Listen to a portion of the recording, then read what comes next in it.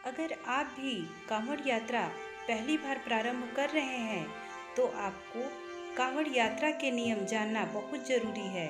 नमस्कार दोस्तों, सावन भगवान शिव का प्रिय महीना है। मान्यता है कि इस महीने में उनकी पूजा करने से जीवन में सुख, शांति और सौभाग्य में वृद्धि होती है। सावन में भगवान भोलेनाथ को विशेष रूप से प्रसन्न करने के लिए लोग कांवड़ यात्रा करते हैं। यह काफी प्राचीन और लोकप्रिय परंपरा है। भक्त और श्रद्धालु गंगा, नर्मदा, शिप्रा और गोदावरी जैसी पवित्र नदियों से जल को कांवड़ से ढोकर अपने क्षेत्र के प्रसिद्ध शिव मंदिरों में भगवान शिव का जलाभिषेक करते हैं। हाल के वर्षों में सावन के पवित्र माह में की जाने वाली कांवड़ यात्रा के प्रति लोगों का रुझान और उत्साह काफी बढ़ा है। भक्त और श्रद्धालु गाजे बाजे के साथ कांवड़ यात्रा पर जाने लगे हैं। आपको बता दें, सावन के महीने में की जाने वाली कांवड़ यात्रा के नियम बहुत ही सख्त हैं। जो कांवड़िया पवित्रता, श्रद्धापूर्वक और नियमबद्ध होकर यात्रा संपन्न करते हैं, केवल उनकी ही कांवड़ यात्रा सफल मानी जाती है। कहते हैं, कांवड़ यात्रा के नियमों के टूटने या उल्लंघन करने से भगवान शिव जितनी जल्दी प्रसन्न होते हैं, उतना ही जल्दी क्रोधित भी हो जाते हैं। इसलिए जो शिव भक्त और श्रद्धालु पहली बार कांवड़ यात्रा पर जा रहे हैं, उनको कांवड़ के महत्वपूर्ण नियम जान लेने चाहिए। चलिए हम जानते हैं कांवड़ यात्रा प्रारंभ करने से पहले किन नियमों का पालन हमें करना चाहिए, जिससे भोलेनाथ प्रसन्न हो। कांवड़ यात्रा के दौरान पवित्रता और शुचिता का सबसे अधिक ध्यान रखा जाता है। पूरे कांवड़ यात्रा के दौरान कांवड़ को भूल से भी धरती पर रखना मना है। इसे किसी स्टैंड या पेड़ की डालियों पर लटका कर रखा जाता है।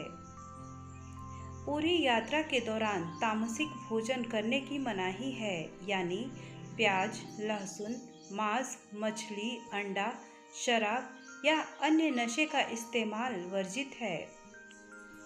पूरी यात्रा के दौरान नंगे पांव चलना अनिवार्य है। चप्पल, जूते, सैंडल आदि पहनने की मनाही है। कांवड़ यात्रा के दौरान मल मूत्र त्याग से पहले कांवड़ को स्टैंड पर लटकाने के बाद काफी दूर, जहां से कांवड़ न दिखे, मल मूत्र त्याग किया जाता है। इसके बाद स्नान कर फिर से कांवड़ उठाया जाता है। सुबह और शाम कांवड़ की विधिवत पूजा करनी अनिवार्य है, बिल्कुल वैसे ही जैसे भगवान शिव का पूजा करते हैं। सोकर उठने के बाद या भोजन करने के बाद स्नान करके ही कांवड़ उठाया जाता है। कांवड़ यात्रा के दौरान हर समय बोल बम या हर हर महादेव का जय घोष करना जरूरी है।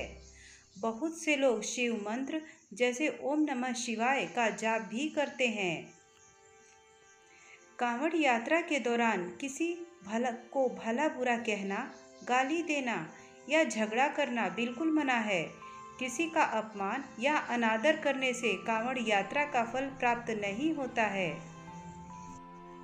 कांवड़ यात्रा के समय भूल से भी जल से भरे कलश या कांवड़ का स्पर्श खुद या किसी और के पांव से नहीं होना चाहिए। इससे जल अशुद्ध हो जाता है, जिसे भगवान शिव को नहीं चढ़ाना चाहिए।